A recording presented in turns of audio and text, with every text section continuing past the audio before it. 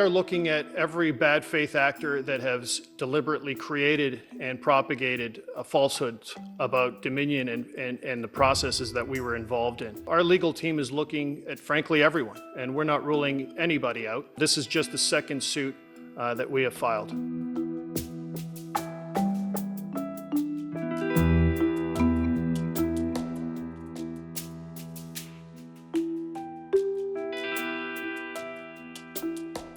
Our ballots get calculated, many of them outside the United States, and are completely open to hacking, completely open to change.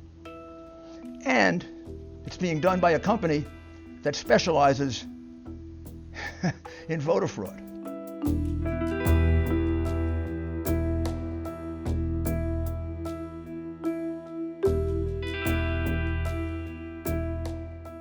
The Dominion voting systems, the Smartmatic technology software, and the software that goes in other computerized voting systems here as well, not just Dominion, were created in Venezuela at the direction of Hugo Chavez to make sure he never lost an election after one constitutional referendum came out the way he did not want it to come out. It can set and run an algorithm that probably ran all over the country to take a certain percentage of votes from President Trump and flip them to President Biden. These folks could not have done it alone. I mean, if Sidney Powell or Rudy Giuliani had stood in the middle of an abandoned street and whispered these lies about Dominion, the damage wouldn't be anywhere near as great.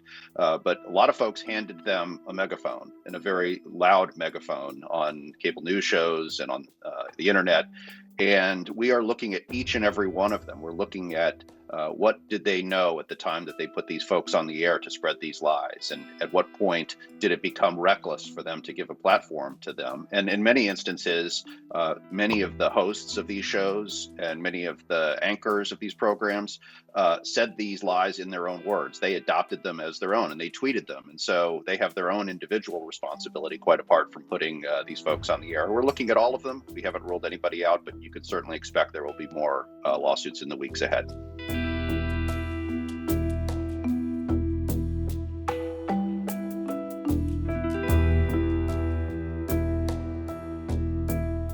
Nobody liked Dominion voting systems. Nobody. Why we would use a system that everybody agreed sucked or had problems is beyond me. President Trump's attorney, Rudy Giuliani, this evening on this broadcast detailed the electoral fraud linked to Dominion voting systems. We talked on the show on Sunday, and we discussed the potential of Nancy Pelosi's family having an interest in that software company, Dominion. What can you tell us? We are still investigating all of that and connecting the dots. There is no money, Chris, that can even begin to make up for the damage and reputation that our company and the customers, the election officials that have used our technology to count ballots. The actual calculation of the $1.3 billion is a legal calculation, and we will play that out in court. But if I could trade our reputation back from November 1st and go back before these false accusations were lobbed against us and our employees, I would do that in a heartbeat.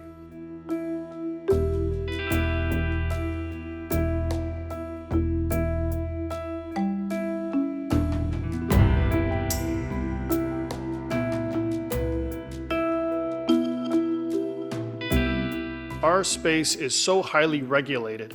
All of our source code, all of our pieces of technology are submitted to federal and state authorities for independent testing. They have all our equipment. We don't actually run elections.